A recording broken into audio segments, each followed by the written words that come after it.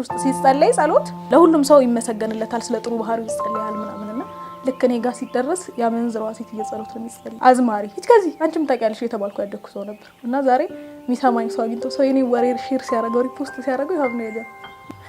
አረቦች አሉ እንደዚህ ከምትሆኚ አንድ ሌሊት እኮ ህይወትሽን ይቀይራል።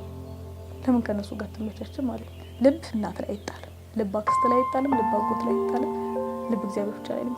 እግዚአብሔር እሱን አስተማሪ እና አንዴ ልክ ከቸርች ስወጣ የሎሚ ዛፍ ስር ቆምኩና አሳየሁት።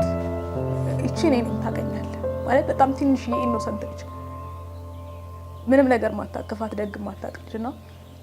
ደቃ እንዲህ ነኝ አልኩት። የኔ ታሪክ እዚህ ነው የሚያልቀው። ሰዎች እልህ ይዟቸው በጣም ብዙ ነገር ሲሆኑ ይቻላል ያሉናችሁት እናችሁ እየተባሉኝ አካባቢ እና እንዲህ ነኝ አልኩት። በቃ እቺ እኔ ነኝ እና እንዲህ ነው መጨረሻ ያልኩት። ከዛ አንድ ቃል ተሰጠኝ ኢሳይያስ 54:4 አታፍሪም እና አትፍሪ አትዋረጅም እና አትደንግጪ ካለ በኋላ ከታች የመበለትሽን ወራት የልጅነትሽን ስድብ ፈጽሞ አታስታውሽም። እዛ አንድ ስለተሳልኩ ጌታ ሆይ ያልኩት እነዚህን ሰዎች በህይወት አቆያቸው።